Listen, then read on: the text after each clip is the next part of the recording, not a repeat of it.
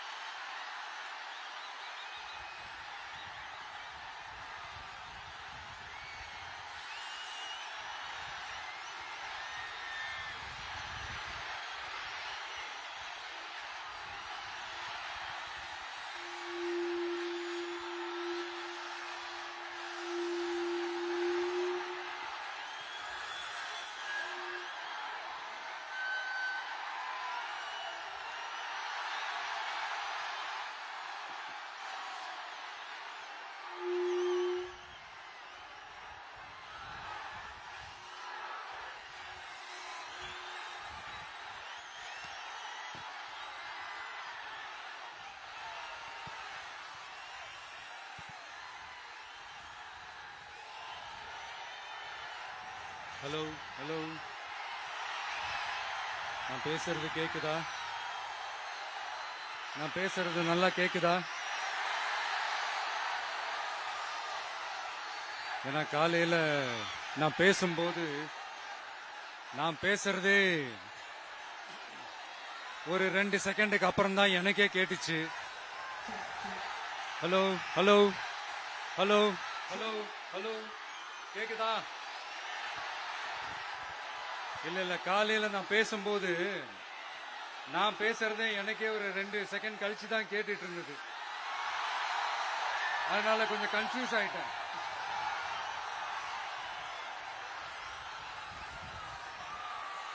Okay, முதல்ல police டிபார்ட்மெண்ட்டுக்கு என்னுடைய மனமார்ந்த நன்றிகள். அவங்க இல்லனா அந்த பைபாஸ்ல இருந்து இந்த ஸ்பாட்டுக்கு என்னால வந்திருக்க முடியுமான்னு எனக்கே தெரியல. So once again, thank you so much.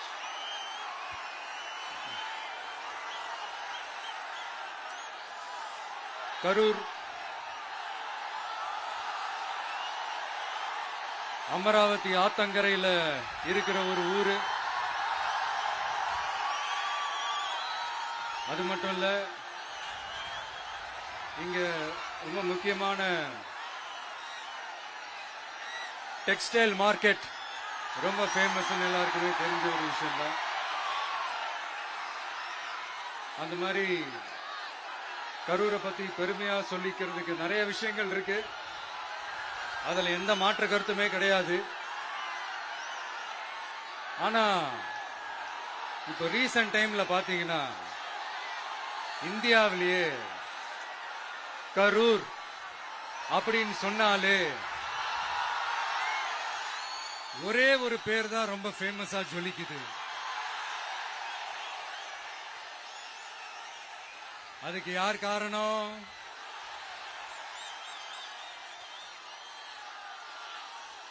யார் காரணம்னு உங்களுக்கு தான் தெரியுமே. சரி, அதை பத்தி கொஞ்சம் அப்புறமா பேசுவோம். இப்ப நம்ம கரூர் மாவட்டத்தில் இந்த வாக்குறுதிகள்லாம் கொடுத்தாங்கல்ல, அது செய்வோம் இது செய்வோம் எல்லாம் சொன்னாங்கல்ல, அது ஒரு சின்ன லிஸ்ட் தான். அதை ஃபர்ஸ்ட் பார்த்துடலாம்.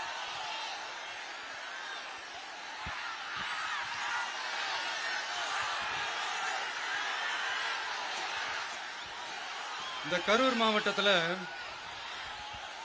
இந்த பேரீச்சை வளர்க்க சிறப்பு திட்டம் செயல்படுத்தப்படும். இத்திட்டத்தின்படி பேரீச்சை வளர்க்க நிதி உதவி வழங்கப்படும். வாக்குறுதி நம்பர் 81. பேரீச்சை மரத்தை விடுங்க, அட்லீஸ்ட் இந்த பேரீச்சம் விதையாச்சும் கண்ணில் காட்டினாங்களா? துபாய் குறுக்கு சந்து கதை தான்.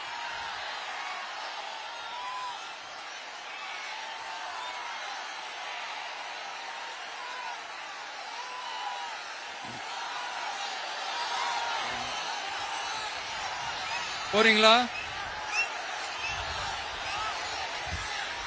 அடுத்து இன்னொரு வாக்குறுதி இருக்கு.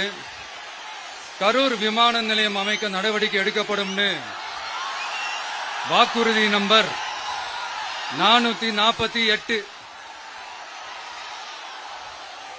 ஆட்சியே முடிய போகுது. 4.5 வருஷம் முடிஞ்சிருச்சு. இப்ப போய் ஒன்றிய அரசு கிட்ட அமைச்சர் போய் கோரிக்கை வைக்கிறாரு. என்னன்னு? ஏர்போர்ட் கட்டணும். ஐயா அமைச்சரே, இதுதான் உங்க டக்கா?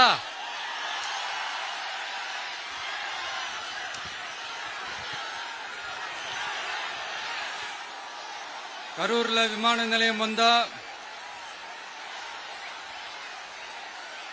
போறீங்களா சார்? போயிடுங்க. அதான் கேட்டேன், அப்பவே கேட்டேன். போயிடுங்க நண்பா, கொஞ்சம் வழி விட்டுருங்க நண்பா, கொஞ்சம் வழி விட்டுருங்க.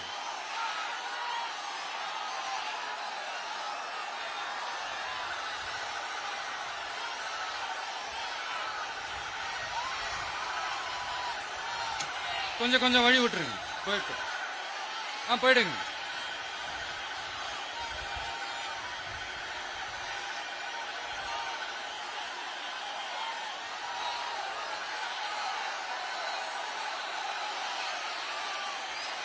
Super super super.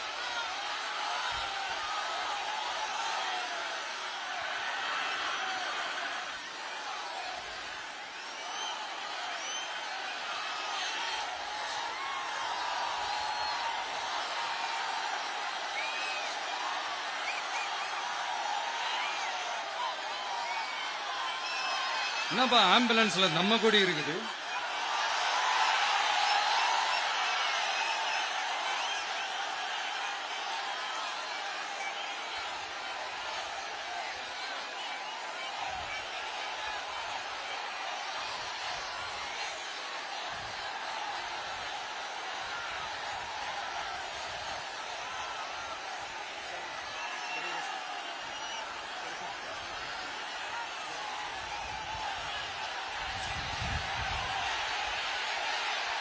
என்னாச்சு?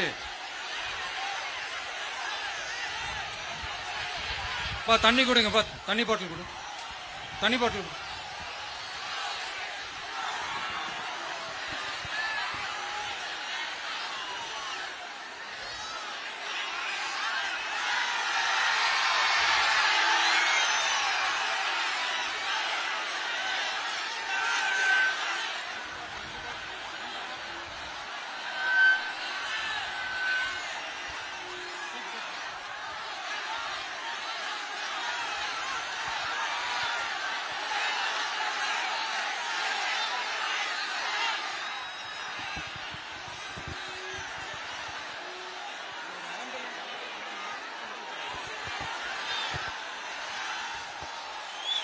ஜெகதீஷ், இங்க உடனே ஒரு ஆம்புலன்ஸ் கூப்பிட்டுருப்பா.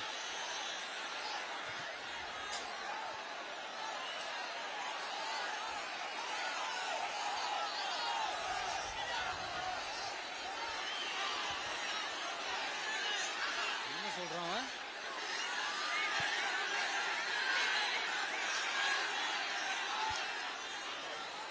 क्राउड वॉश हो गया सर, 5 मिनट थोड़ा स्पीच होल्ड करें। Mic check mic check mic check.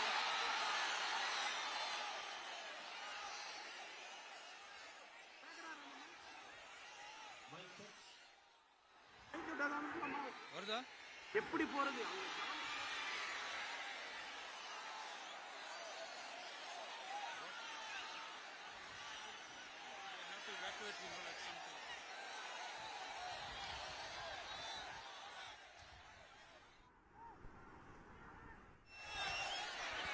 Udaya,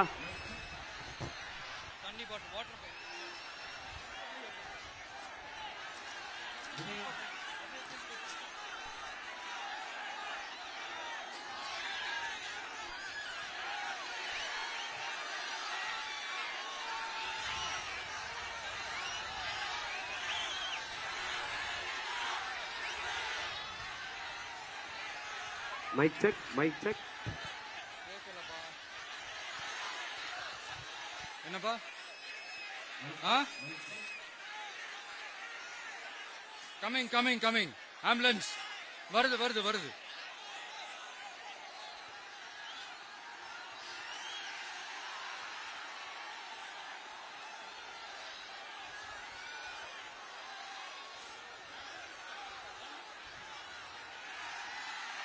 இவரு ஆதவ் ஆதவ்.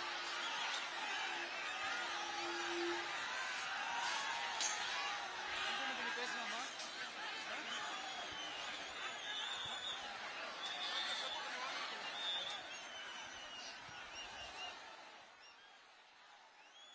டாக்டர் பிரபு பக்கத்துல வாங்க.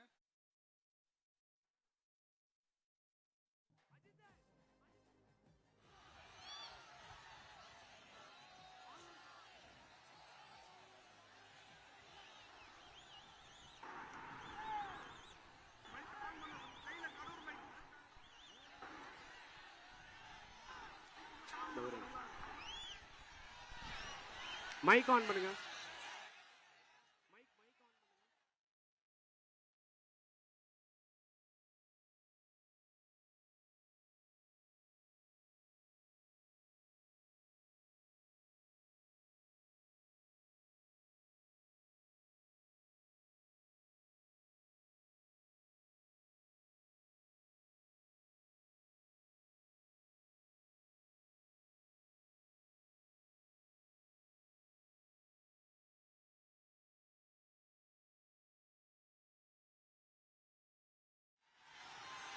பேசுறேன். சரி ஓகே கண்டினியூ பண்ணவா பேசுறது? நான் அந்த ஏர்போர்ட் கட்டுறதை பத்தி சொன்னேன் இல்லைங்களா? அது இங்க கட்டின அந்த ஜவுளி தொழில்லாம் ரொம்ப நல்லா டெவலப் ஆகுன்றது உண்மையான விஷயம்தான். But at the same time இந்த பரந்தூர் மாதிரியே இந்த மக்கள் பாதிக்காத வண்ணம் அந்த இடங்களா பார்த்து அந்த ஏர்போர்ட் கட்டினா இன்னும் நல்லா இருக்கும். அப்புறம் நம்ம கரூர் பிரச்சனைக்கு வருவோம். இந்த மணல் கொள்ளை தாங்க கரூரோட தீராத தலைவலி. மணல் கொள்ளை கரூரை வறண்ட மாவட்டமாக்கிட்டது மட்டும் இல்லாம சட்டவிரோத கல் குவாரிகள் கரூரின் கனிம வளத்தை அழிச்சுக்கிட்டு இருக்கு. இதுக்கு காரணம் யாரு சிஎம் சார்? 11 மணிக்கு பதவி ஏத்துக்கிட்டா 11:05க்கு மணல் கொள்ளை அடிக்கலாம்னு ஓபனா சொன்னவங்க தானே உங்க ஆளுங்க. 2026ல மணல் கொள்ளை அடிக்கிறவங்க கிட்ட இருந்து அதுல வர்ற பணத்தை வச்சு தமிழ்நாட்டு மக்களை விலைக்கு வாங்கிடலாம்னு கனவு காண்றவங்க கிட்ட இருந்து நம்ம காவிரி தாய்க்கும் கரூருக்கும் விடுதலை வேண்டுமா வேண்டாமா? கிடைக்கும், கவலைப்படாதீங்க. தமிழ்நாட்டின் 3வது பெரிய ஏரி இங்க இருக்கிற பஞ்சப்பட்டி ஏரி. அதோட பரப்பு 1000 ஏக்கருக்கு மேல. அந்த ஏரி நல்லா இருந்தா விவசாயம் செழிப்பா இருக்கும். விவசாயம் செழிப்பா இருந்தா மொத்தமா பல லட்சம் குடும்பம் சந்தோஷமா இருக்கும். ஆனா பல வருஷமா அதை சீரமைக்காம அதுக்கு தண்ணி வர்ற வழிகளை சரி செய்யாம போட்டு வச்சிருக்கிறாங்க இந்த ஆட்சி செய்யறவங்க. நம்ம ஆட்சி, அதாவது உங்க ஆட்சி வரும் அன்னைக்கு இந்த பஞ்சப்பட்டி ஏரிக்கு உயிர் வரும். உங்க முகத்தில் நிம்மதி சந்தோஷம் எல்லாம் திரும்ப வரும். ஜவுளி தொழில் கரூர் நகரை வளர்த்தெடுக்குது. இருந்தாலும் மக்கள் பாதிக்காத வண்ணம் ஜவுளி தொழிற்சாலைகள் இருந்து வெளியேறிய கழிவுகளை சுத்திகரிக்க அறிவியல் பூர்வமான நடவடிக்கைகள் எந்த அரசும் எடுக்கவே இல்லை என்ற கவலை மக்கள் கிட்ட இருக்கு. இதை தீர்க்கக்கூடிய பிரச்சனைகள் எல்லாம் அலசி ஆராய்ந்து உண்மையாகவே நாம அவற்றை முன்னெடுப்போம். இப்ப நான் ஒரு விஷயத்தை பத்தி முன்னாடியே பேசலாம்னு சொன்னேன்ல, இப்ப அந்த விஷயத்துக்கு வருவோம். இப்போ கரூர்ல வழி விட்டுருங்க அகைன். அப்ப நம்ம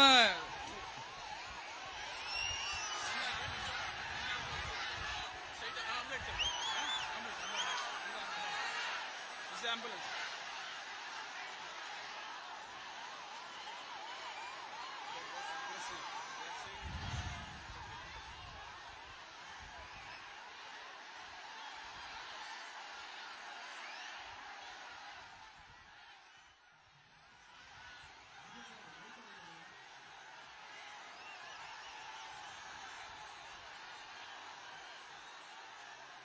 கொஞ்சம் வழி விட்டுருங்க நண்பா, ப்ளீஸ் ப்ளீஸ் ப்ளீஸ், கொஞ்சம் வழி விட்டுருங்க.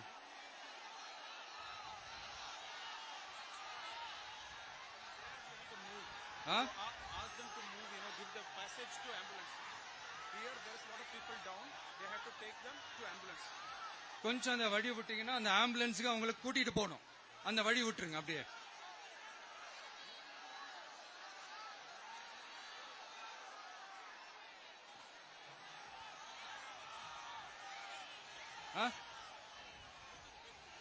ஓகே.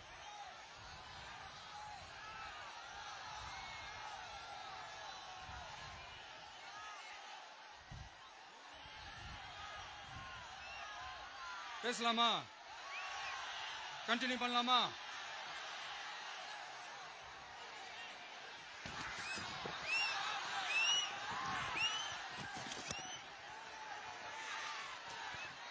இங்க கரூர்ல இருக்கிற முக்கியமான பிரச்சனைகளை பத்தி நம்ம பார்த்தோம் இல்லையா?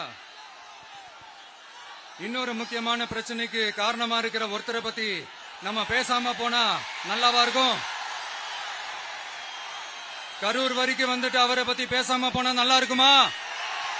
நல்லா இருக்காதுல. எதுக்கு சுத்தி வளைச்சுக்கிட்டு ஸ்ட்ரைட்டா விஷயத்துக்கே வருவோம்.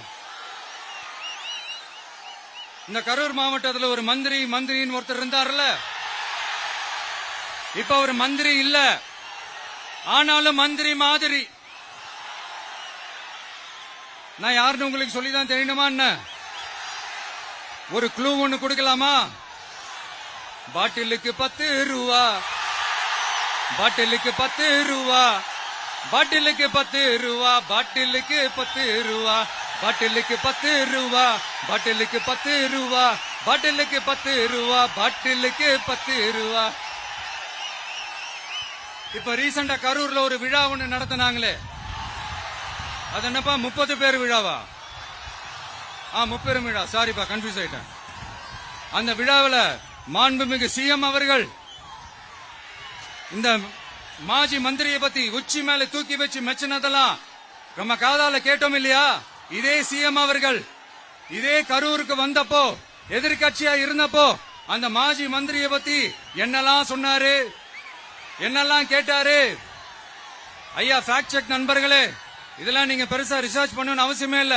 யூடியூப் ஓபன் பண்ணி பாருங்க, தெரிச்சிருவீங்க, மிரண்டுருவீங்க. இந்த திமுகவுக்கு இந்த மாஜி மந்திரி இப்ப என்னவா இருக்கிறாரு அப்படின்னு மக்கள் பேசிக்கிறாங்க தெரியுமா? இந்த திமுக குடும்பத்துக்கு ஊழல் பண்ற பணத்தை எல்லாம் 24x7 டெலிவரி பண்ற ஒரு ஏடிஎம் மெஷினா இருக்கிறாராம் அப்படின்னு நான் சொல்லுங்க, ஊருக்குள்ள பேசிக்கிறாங்க. சரி, இங்க ஓகே. இன்னொரு முக்கியமான விஷயம், இங்க போலீஸ் பாதுகாப்புலாம் இருக்கா இல்லையா? போலீஸோட கைகள்லாம் கட்டப்பட்டிருக்குன்னு நினைக்கிறேன். போலீசார் மக்கள் தான் சார் எஜமானர்கள். மக்களுக்காக மட்டும்தான் பயப்படணும், வேற யாருக்காகவும் பயப்படணும்னு அவசியமே கிடையாது. இன்னும் 6 மாசம் தான். ஆட்சி மாறும், காட்சி மாறும், அதிகாரம் கை மாறும். உண்மையான மக்களாட்சி, மனசாட்சி உள்ள மக்களாட்சி அமையும். அப்ப தெரியும் எல்லாருக்கும் சுதந்திரமும் பாதுகாப்பும் 100% வரும். தேங்க்யூ நண்பா. கான்பிடண்டா இருங்க, நல்லதே நடக்கும், வெற்றி நிச்சயம். அஷ்மிகா 9 வயசு ஒரு பொண்ணு காணோமா, நீங்களே நம்ம தோழர்கிட்ட சொல்லி கண்டுபிடிச்சு கொடுக்க சொல்லுங்க. அஷ்மிகா 9 வயசுல ஒரு பொண்ணு காணுமா? தம்பிகளா கொஞ்சம் தேடி கண்டுபிடிச்சு கொடுத்துருங்க. அஷ்மிகா